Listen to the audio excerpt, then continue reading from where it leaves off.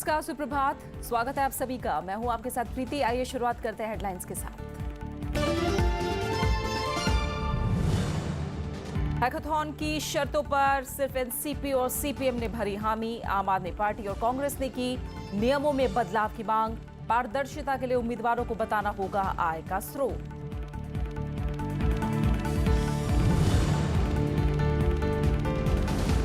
असम में देश के सबसे लंबे पुल ढोला सदिया का उद्घाटन। प्रधानमंत्री ने कहा, विकास के लिए मजबूत बुनियादी ढांचा जरूरी। पूर्वोत्तर राज्यों के बीच संपर्क बढ़ाने पर जोर।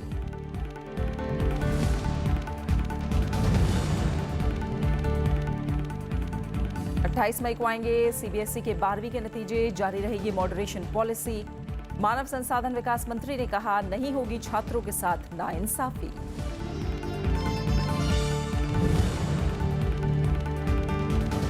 राजस्थान के चूरू में गर्मी ने तोड़ा रिकॉर्ड। 49 के पार पहुंचा पारा। बिहार के कटिहार में बिजली गिरने से 5 की मौत।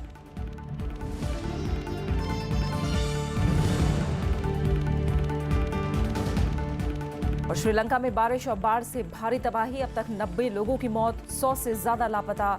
भारत ने की मदद की पेशकश।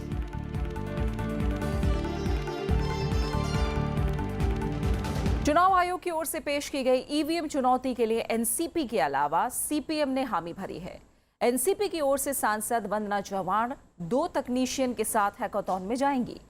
कांग्रेस ने चुनाव आयोग को चिट्ठी लिखकर मौजूदा शर्तों के दायरे में चुनौती स्वीकार करने से मना कर दिया। कांग्रेस का कहना है कि ईवीएम मशीनों के सुरक्षा तंत्र को परखने के लिए शर्तें ठीक नहीं हैं। वहीं आम आदमी पार्टी ने कहा कि जिन शर्तों के साथ चुनाव आयोग हैकाथॉन की बात कर रहा है वो एक प्रदर्शनी है। चुनाव आयोग 3 जून से ईवीएम हैकाथॉन करेगा। शुक्रवार तक पार्टियों को अपने प्रतिनिधियों के नाम देने थे।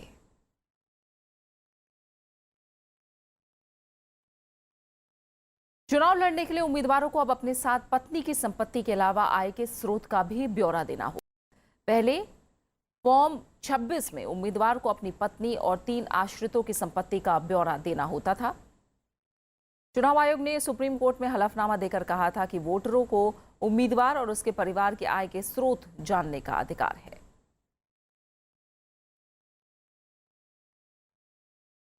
प्रधानमंत्री नरेंद्र मोदी ने अपनी सरकार के 3 साल पूरे होने पर कल उपलब्धियां गिनाई। उन्होंने कहा कि 3 साल में ठोस कदम उठाए गए हैं। इससे लोगों के जीवन को बदल दिया गया है। प्रधानमंत्री ने 3 साल के कामकाज के आंकड़े जनता के सामने रखे।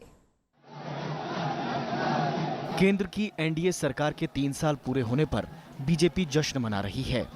इस मौके पर प्रधानमंत्री नरेंद्र मोदी ने 3 साल के अपने कामकाज का विवरण देश के सामने रख दिया है। उन्होंने कृषि, मोबाइल बैंकिंग, ब्रॉडबैंड नेटवर्क, महिला सशक्तिकरण, मेक इन इंडिया, पर्यटन, विद्युतीकरण, सौर ऊर्जा समेत कई क्षेत्रों में हुए काम का ब्यौरा दिया। प्रधानमंत्री ने ट्वीट किया कि पिछले 3 साल में ठोस कदम उठाए गए हैं। इससे लोगों के जीवन में बदलाव आया है। 5 साल में हम लोग बदलाव चाहते हैं, वो प्रगति करना चाहते हैं कि जिसके कारण हमारे देश में जो हमने किसानों की आय 2 गुना करने का सपना देखा है, उस सपने को हम पूरा कर सकते हैं। प्रधानमंत्री ने सरकार के कामकाज के प्रदर्शन के बारे में नरेंद्र मोदी ऐप के सर्वेक्षण में शामिल होने के लिए लोगों को आमंत्रित किया। केंद्र सरकार के 3 साल पूरे होने पर बीजेपी अध्यक्ष अमित शाह ने एनडीए सरकार की उपलब्धियों का बखान किया। उन्होंने कहा कि मोदी सरकार ने 3 साल में विकास के जो काम कर दिखाए वो दूसरी सरकार नहीं कर पाई हैं। एक के बाद एक घपले, घोटाले और 12 लाख करोड़ के करप्शन के आरोपों के बाद एक नई सरकार बनती है और 3 साल ऐसे चलती है कि हमारे विरोधी भी 3 साल तक हमारी सरकार पर भ्रष्टाचार का आरोप नहीं लगा सकते। सर्जिकल स्ट्राइक कर सेना के जवानों ने जो वीरता दिखाई और देश के प्रधानमंत्री ने जो पॉलिटिकल विल का परिचय दिया है। बीजेपी अध्यक्ष ने कहा कि सरकार ने हर क्षेत्र में विकास किया है और सरकार ने जातिवाद, परिवारवाद और तुष्टीकरण को उखाड़ फेंका है। काले धन के खिलाफ सरकार ने नोटबंदी का कदम उठाया। उन्होंने कहा कि अंतर्राष्ट्रीय स्तर पर देश का कद बढ़ा है। रविंद्र सिंह शोराण, राज्यसभा टीवी। एनडीए सरकार के 3 साल पूरे होने पर कांग्रेस ने जनता के साथ इसे धोखा करार दिया है। कांग्रेस ने सरकार पर अर्थव्यवस्था, बेरोजगारी, रक्षा और विदेश नीति पर सवाल उठाए। वहीं दूसरे दलों ने भी सरकार को हर मोर्चे पर नाकाम बताया है। कांग्रेस ने सरकार के 3 साल को झूठ का जश्न करार दिया है। कांग्रेस नेता कमलनाथ ने सवाल किया कि बीजेपी के अलावा कौन जश्न मना रहा है। कांग्रेस ने आरोप लगाया कि पिछले 3 साल में सरकार ने महज भाषण और आश्वासन ही दिए। खुशियां मना रहे हैं, जश्न मना रहे हैं, पर मेरा प्रश्न है, कौन सा वर्ग इस देश में ये खुशियां मना रहा है? क्या नौजवान खुशियां मना रहे हैं? क्या किसान खुशियां मना रहे हैं? क्या मजदूर, क्या व्यापारी खुशियां मना रहे हैं? ये खुशियां और ये जश्न सीमित है भारतीय जनता पार्टी और एनडीए सरकार तक। कांग्रेस ने आरोप लगाया कि मोदी सरकार के 3 साल के कार्यकाल का जश्न मनाने पर 2000 करोड़ रुपए खर्च किया जा रहा है। दूसरे विपक्षी दलों ने भी सरकार को हर मोर्चे पर नाकाम बताया। ऑल फ्रंट पर मोदी फेल और हमारे सीमा के अंदर आके पाकिस्तान के सैनिक टेररिस्ट मार के निकल जाते हैं और नौजवानों से लेके जितना भी वादा किया था सब film fail. The horrible situation regarding Kashmir, Saranpur and all, demonetization and the torture, the julum that they have discussed all. दलित वर्ग के लोग हैं, वीकर सेक्शन के लोग हैं, रिलीजियस माइनॉरिटीज के लोग हैं, गरीब लोग हैं, किसान लोग हैं, इनकी हालत बहुत ज्यादा खराब है। विपक्ष ने सरकार की विदेश नीति और रक्षा नीति को लेकर निशाना साधा और कश्मीर के हालात को लेकर केंद्र सरकार की नीति पर सवाल उठाए। रविंद्र सिंह शोराण, राज्यसभा टीवी।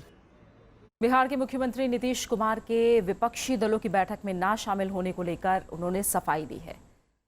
उन्होंने कहा कि पार्टी ने पहले ही तय किया था कि बैठक में कौन सा नेता शामिल होगा। नहीं जाने की बात नहीं है, ये उसको कहिए मिस इंटरप्रिटेशन। हमारे कोई व्यक्तिगत रूप से जाने न जाने की बात नहीं थी। बात है विभिन्न दलों को उन्होंने आमंत्रित किया और हमारे दल से भी प्रारंभ से ही बता दिया था। हमारी पार्टी की तरफ से शरद जी उसमें शामिल हुए और पहले ही से तय था हमारी पार्टी को कि वो जाएगी। कांग्रेस अध्यक्ष सोनिया गांधी के निमंत्रण पर दिल्ली में बुलाई गई कल बैठक में 17 राजनीतिक दलों के नेता शामिल हुए। इस बैठक में राष्ट्रपति चुनाव के साथ देश के मौजूदा हालात पर चर्चा हुई। बैठक में विपक्ष ने तय किया कि अगर सरकार राष्ट्रपति और उपराष्ट्रपति चुनाव के लिए आम राय नहीं बनाती है तो विपक्ष अपने उम्मीदवार उतारेगा।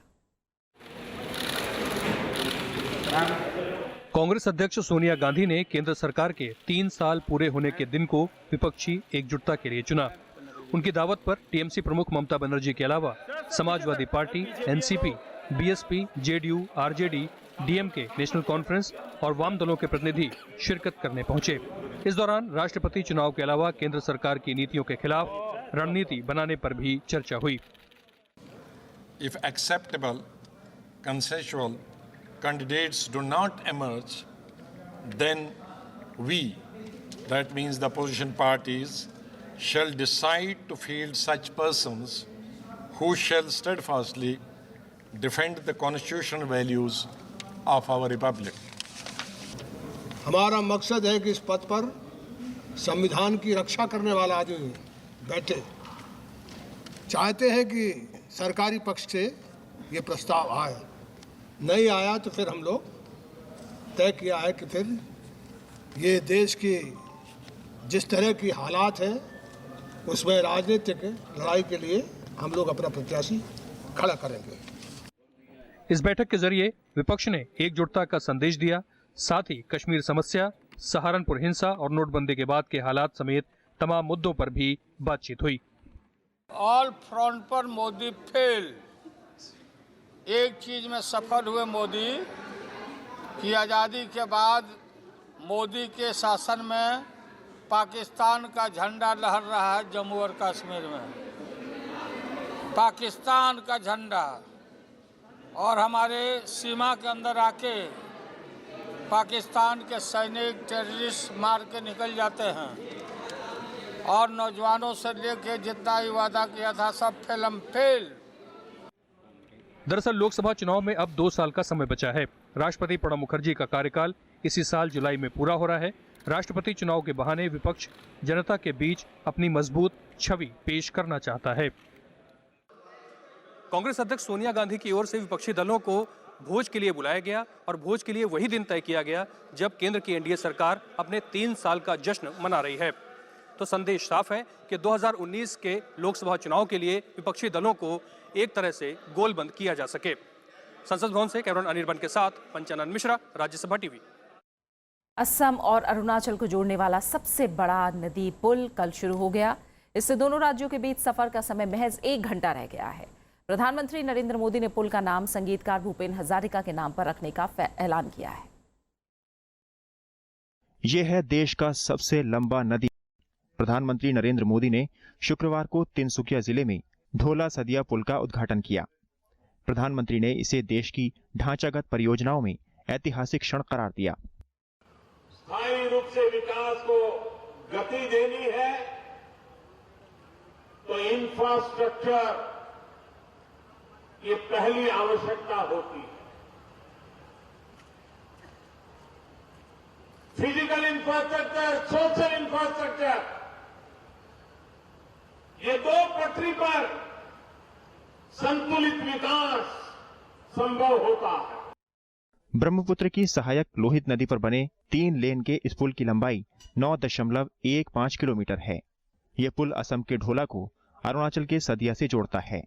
इससे अरुणाचल प्रदेश और असम के बीच दूरी 165 किलोमीटर कम हो गई है।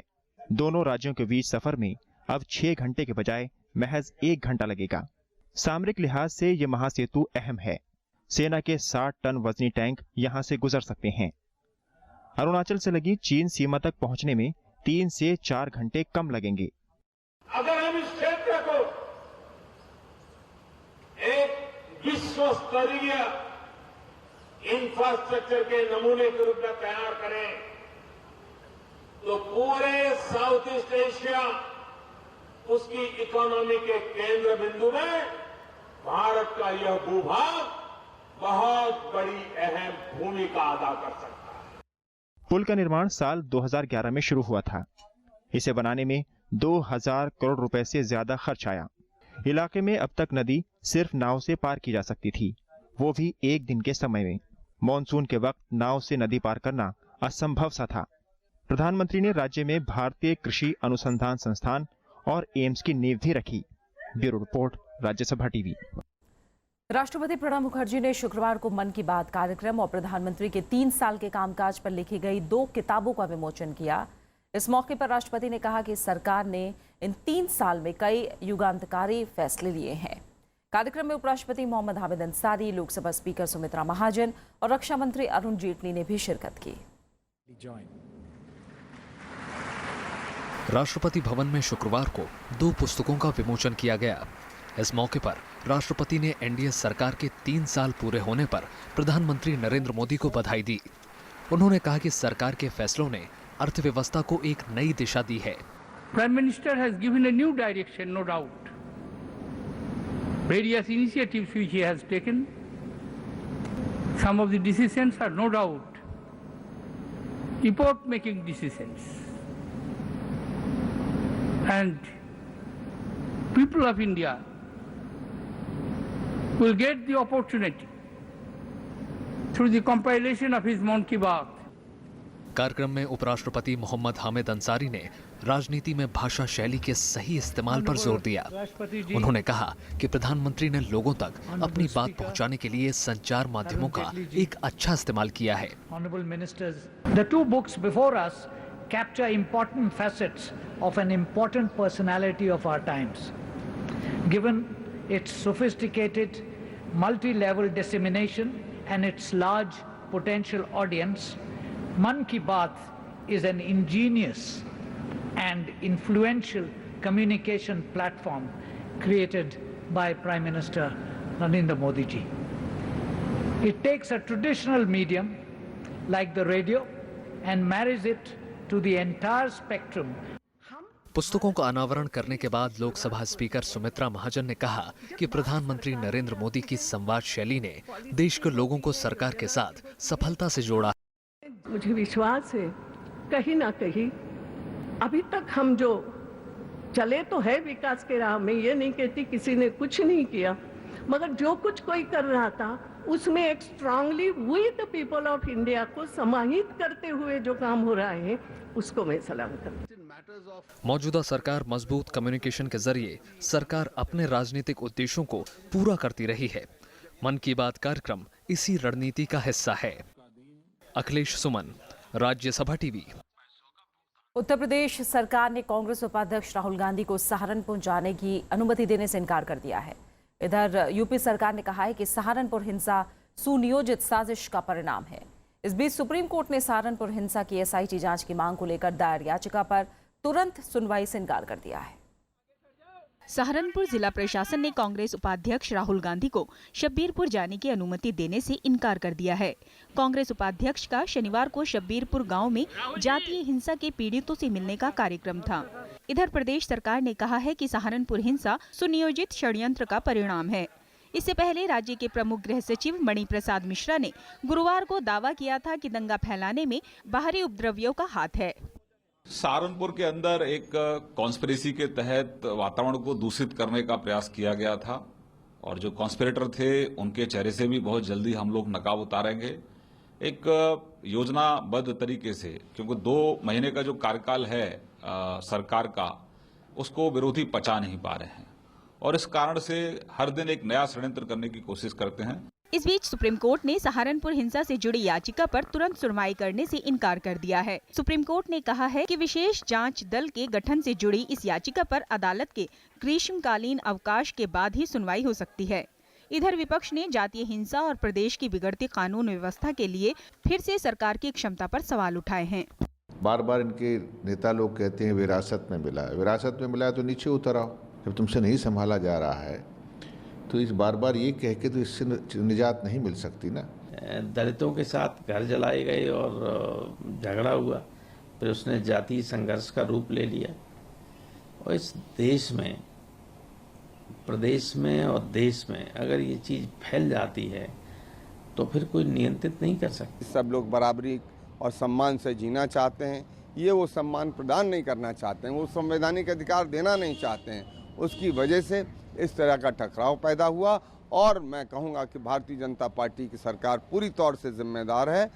सहारनपुर में पिछले 1 महीने में 3 बार जातीय हिंसा भड़क चुकी है। जिले में 5 मई के बाद से हत्या और आगजनी की कई घटनाएं हुई हैं। पुलिस ने अभी तक 24 लोगों को गिरफ्तार किया है। इससे पहले जिले के दूधली गांव में 20 अप्रैल को सांप्रदायिक हिंसा हुई थी। Bureau report, Rajya Sabha TV. Bharat दौरे पर आए मॉरिशस के प्रधानमंत्री प्रविंद्र जगन्नाथ आज राष्ट्रपति प्रणब मुखर्जी से मुलाकात करेंगे। उनका उपराष्ट्रपति मोहम्मद हामिद अंसारी से भी मुलाकात का कार्यक्रम है। प्रधानमंत्री जगन्नाथ प्रधानमंत्री नरेंद्र मोदी से आपसी सहयोग बढ़ाने समेत कई और मुद्दों पर चर्चा करेंगे। इस दौरान दोनों देशों के बीच कई समझौतों पर हस्ताक्षर होने की उम्मीद है। भारत और मॉरिशस के बीच समग्र आर्थिक सहयोग समझौते से दोनों देशों के व्यापार और निवेश में मजबूती आएगी। इससे पहले कल उन्होंने गृह मंत्री राजनाथ सिंह और रेल मंत्री सुरेश प्रभु से मुलाकात करके अहम फैसलों पर चर्चा की। जनवरी में पदभार संभालने के बाद जगन्नाथ का ये पहला विदेश दौरा है। सीबीएसई के 12वीं के नतीजों का ऐलान रविवार यानी 28 मई को किया जाएगा। सीबीएसई की तरफ से जारी बयान में कहा गया है कि मॉडरेशन पॉलिसी पर दिल्ली हाईकोर्ट के फैसले पर अमल किया जाएगा। इस साल सीबीएसई बोर्ड से 12वीं के 11 लाख छात्रों ने परीक्षा दी है।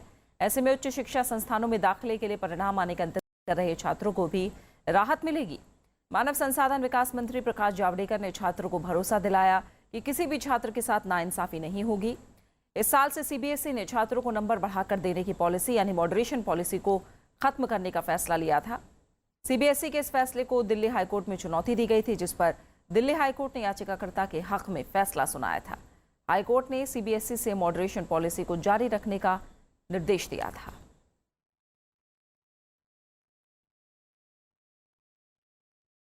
पंजाब में आतंकवाद की कमर तोड़ने वाले पूर्व डीजीपी केपीएस गिल नहीं रहे। कल दिल्ली में एक अस्पताल में उनका निधन हो गया।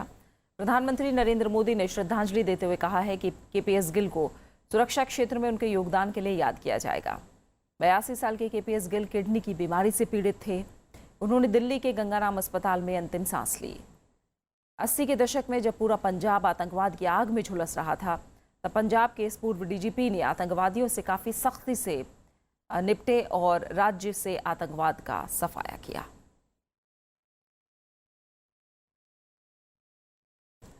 पाकिस्तान ने रक्षा बजट में 7% का इजाफा करते हुए इसे 920 अरब रुपए कर दिया है। वित्त मंत्री इशाक डार ने नेशनल असेंबली में 2017-18 का बजट पेश करते हुए रक्षा बजट में इजाफे का ऐलान किया। उन्होंने 860 अरब से बढ़ाकर इस साल रक्षा बजट 920 अरब करने का प्रस्ताव रखा। वित्त मंत्री डार ने 3 साल पहले शुरू किए गए जर्ब-ए-अज़्ब कार्यक्रम के तहत आतंकियों के खिलाफ ऑपरेशन में योगदान देने वाले सशस्त्र बलों के विशेष भत्ते में 10% के इजाफे की घोषणा की। पाकिस्तान ने रक्षा बजट में ऐसे वक्त में बढ़ोतरी की है जब भारत के साथ उसके रिश्ते बेहद तनावपूर्ण बने हुए हैं।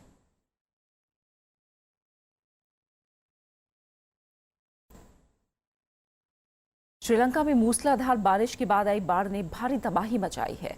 बाढ़ और भूस्खलन में अब तक 90 लोगों की मौत हो चुकी है, जबकि 100 से ज्यादा लोग लापता हैं।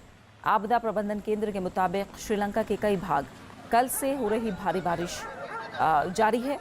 बारिश और बाढ़ से 7 जिलों में 20,000 से ज्यादा लोग पलायन के लिए मजबूर हुए हैं। श्रीलंका में 1970 के दशक के बाद की ये सबसे जबरदस्त बारिश है। प्रधानमंत्री नरेंद्र मोदी ने श्रीलंका में हुई मौत पर दुख जताया है। प्रधानमंत्री ने ट्वीट करके कहा है कि हम इस मुश्किल घड़ी में हमारे श्रीलंकाई भाइयों और बहनों के साथ खड़े हैं।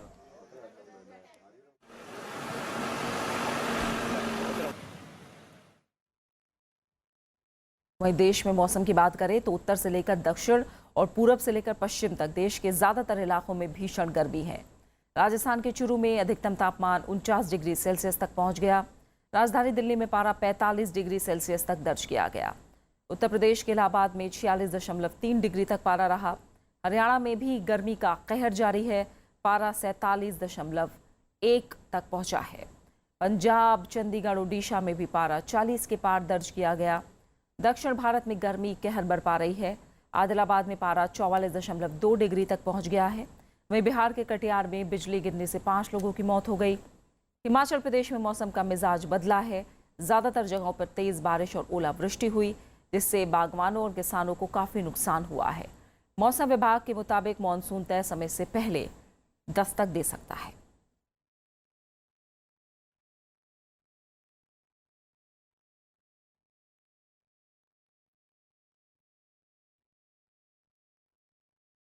आज देश के पहले प्रधानमंत्री पंडित जवाहरलाल नेहरू की पुण्यतिथि है।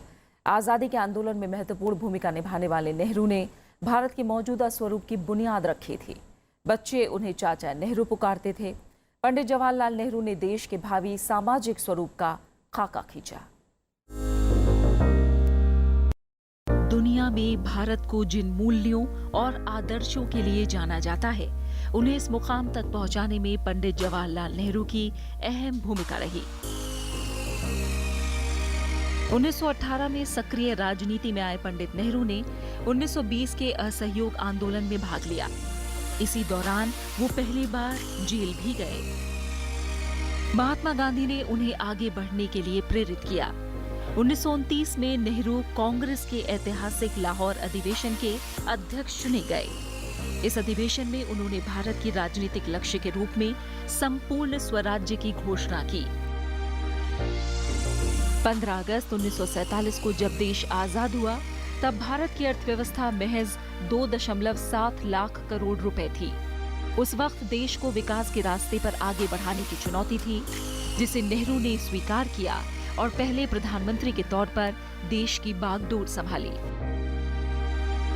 पंडित नेहरू ने मिश्रित अर्थव्यवस्था के साथ प्रयोग किया और सार्वजनिक क्षेत्र की कंपनियों की स्थापना की। कई समस्याओं के हल के लिए विज्ञान और तकनीक का सहारा भी लिया। उनके कार्यकाल में 5 IIT शुरू किए गए। 1957 में प्रधानमंत्री कार्यालय के तहत अलग परमाणु ऊर्जा विभाग का गठन किया गया। सतीश धवन अंतरिक्ष केंद्र, CSIR और DRDO जैसे संस्थानों की स्थापना का श्रेय भी पंडित जवाहरलाल नेहरू को जाता है। बतौर प्रधानमंत्री अपने 17 साल के कार्यकाल में नेहरू जी ने भारत को सेक्युलर, समाजवादी, लोकतांत्रिक गणतंत्र के रूप में स्थापित करने की दिशा में काम किया। Bureau report, Rajya Sabha TV. और अब आखिर में हेडलाइंस।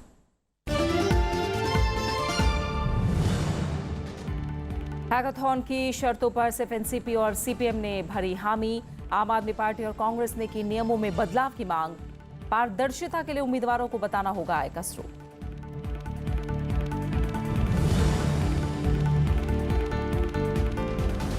असम में देश के सबसे लंबे पुल ढोला सदिया का उद्घाटन। प्रधानमंत्री ने कहा विकास के लिए मजबूत बुनियादी ढांचा जरूरी। पूर्वोत्तर राज्यों के बीच संपर्क बढ़ाने पर जोर।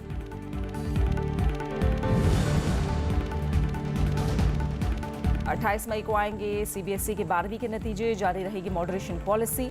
मानव संसाधन विकास मंत्री ने कहा नहीं होगी छात्रों के साथ नाइंसाफी।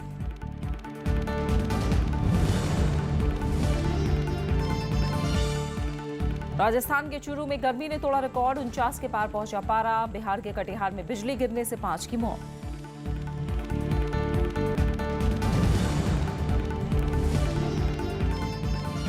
श्रीलंका में बारिश और बाढ़ से भारी तबाही, अब तक 90 की मौत, 100 से ज्यादा लापता।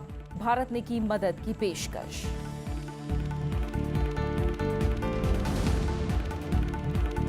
और इसी के साथ फिलहाल इस बुलेटिन में इतना ही। आगे आप देख सकते हैं देश देशांतर। नमस्कार।